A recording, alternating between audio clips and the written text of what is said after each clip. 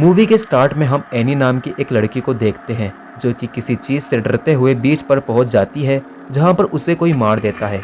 इसके बाद हम जे को देखते हैं जो कि अपनी बहन कैली और अपने फ्रेंड पॉल और उसकी बहन यारा के साथ थी। रात में जे अपने बॉयफ्रेंड यू के साथ मूवी देखने जाती है जहां यू को एक आइडेंटिटी दिखाई देती है जो कि जे को दिखाई नहीं दे रही थी। यू डर के वहां से चला जाता है मगर जे को लगता है कि वो लड़की उसकी एक्स थी।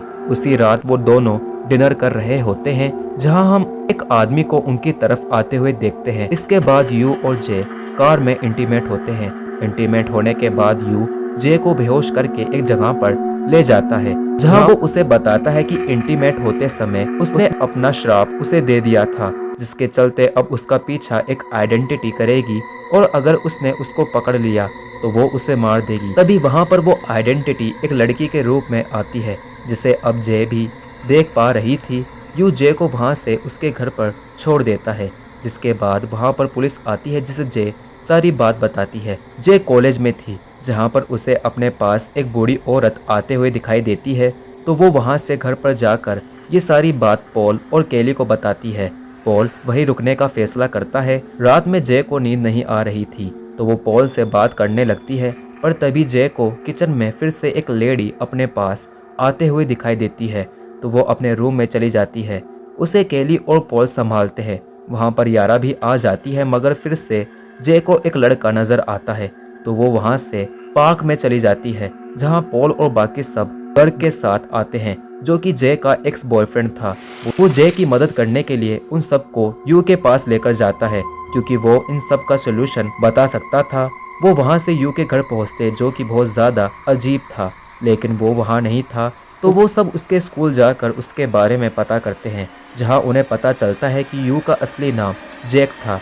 ये जानकर जे को अच्छा नहीं लगता। जैक के रियल घर जाते हैं जहां जैक की मॉम से मिलती है जो कि वही लड़की थी जो कि जे को पहली बार दिखी थी उस आइडेंटिटी के रूप में। उन सबको जैक बताता है कि उसे भी ये कर्ज किसी से मिला था। जैक जे को बताता है कि अगर उस आइडेंटिटी ने उसे पकड़ लिया तो वो उसे मार देगी। रात में गर्ग उन सबको अपने फार्म हाउस पर ले जाता है जहां वो जे को शूट करना सिखाता है। अगले दिन वो सब बीच पर थे जहां जे पर वो आइडेंटिटी यारा के रूप में अटैक करती है जिसमें पॉल को चोट आ जाती है। जे उसे शूट करती है मगर उसे कुछ नहीं होता तो जे और सब अपने आप को फार्म हाउस में बंद कर लेते हैं मगर वो आइडेंटिटी डोर को तोड़ देती है तो जे वहां से कार लेकर भागने लगती है मगर उसका एक्सीडेंट हो जाता है जिसके बाद उसे हॉस्पिटल में ले जाया जाता है जहां गर्ग जे के साथ इंटीमेट होकर उसका कर्ज खुद पर ले लेता है मगर इस बात से पॉल खुश नहीं होता। कुछ दिनों बाद गर्ग जे से कहता है कि अभी तक उसे कोई आइडेंटिटी नहीं दिखी। ये जानकर वो सब खुश होते हैं लेकिन कुछ दिनों बाद गर्ग को आइडेंटिटी मार देती है। वहां पर जे भी थी जो कि ये सब देखकर बहुत बुरा फील करती है और फिर वो बीच पर जाकर कार के ऊपर ही सो जाती है। अगले दिन जे कुछ लड़कों के साथ इंटीमेट होने की कोशिश करती है लेकिन वो नहीं हो पाती तो पॉल उसके साथ इंटीमेट होने के लिए रेडी हो जाता है मगर जे मना कर देती है तो पॉल को एक आइडिया आता है। वो सबको पूल में इकट्ठा करता है जहां वो उस आइडेंटिटी को मार सके। वहां पर जे को वो आइडेंटिटी एक आदमी के रूप में दिखाई देती है।